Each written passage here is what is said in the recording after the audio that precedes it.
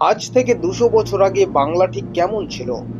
১৮২৬ সালের প্রেক্ষাপটে ফিরে তাকালে দেখা যায় তৎকালীন বাংলা ছিল পরিবর্তনের এক সন্ধিক্ষণে। মোঘল আমলের রেশ তখনও পুরোপুরি কাটেনি, আবার ব্রিটিশ শাসনের প্রভাব শহরগুলোতে জাঁকিয়ে বসতে শুরু করেছে। সে সময় বাংলা ছিল মূলত ঘন অরণ্য এবং জলাভূমিতে ঘেরা। বিশেষ করে সুন্দরবন ও উত্তরবঙ্গের এলাকাগুলোতে বাঘ এবং বন্যপ্রাণীর সংখ্যা ছিল অনেক বেশি। মাটির ঘর, খড়ের চাল আর বাঁশঝাড়ে ঘেরা শান্ত গ্রামই ছিল বাংলার চিরচেনা রূপ। কৃষিই ছিল প্রধান জীবিকা। ধান ও পাটের পাশাপাশি নীল চাষের ব্যাপক দাপট ছিল। নীলকর সাহেবদের কুঠিগুলো গ্রাম বাংলায় ভয়ের পরিবেশ তৈরি করে রেখেছিল।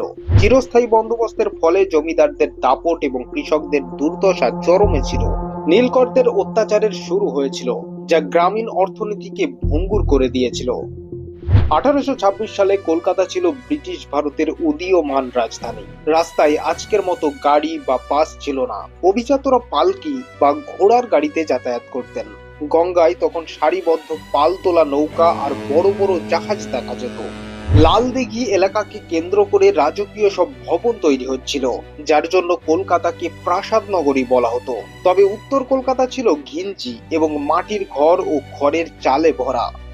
ঠিক ২০০ বছর আগেই কলকাতায় এক বড় পরিবর্তন আসছিল। রাজা রামমোহন রায় এবং ডিরোজিওর হাত ধরে বাংলার নবজাগরণ শুরু হয়েছে। সমাজ থেকে সতীদাহ প্রথার মতো কুসংস্কার দূর করার আন্দোলন তুঙ্গে ছিল। ২০০ বছর আগে আধুনিক স্কুল প্রায় ছিল না, সবই কিছু কিছু জায়গায় একাধটা তৈরি হচ্ছে। তখন পড়াশোনা হতো পাঠশালা বা টোলে। তখন মানুষের পোশাক আশাকও আজকের থেকে অনেকটাই আলাদা ছিল। সাধারণ পুরুষরা ধুতি আর চাদর পরতেন, হাতে থাকতো একটা লাঠি। মহিলারা ঘরোয়া তাঁতের শাড়ি পরতেন। সাহেবদের অনুকরণে কোট প্যান্ট পরার চল তখন কেবল মুষ্টিমেয় কিছু বাবু শ্রেণীর মধ্যে সীমাবদ্ধ ছিল।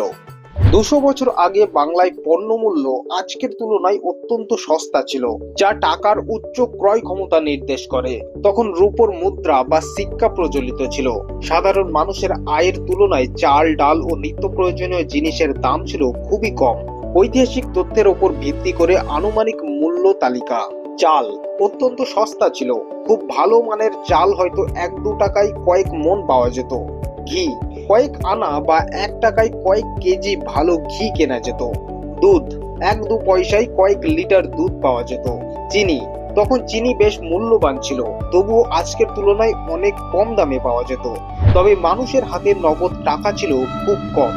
সামগ্রিকভাবে এটি ছিল একটি ভাঙা গড়ার কাল, যেখানে একদিকে পুরনো সমাজ ভেঙে পড়ছিল এবং অন্যদিকে পাশ্চাত্য শিক্ষার প্রভাবে নতুন চিন্তাধারার জন্ম হচ্ছিল।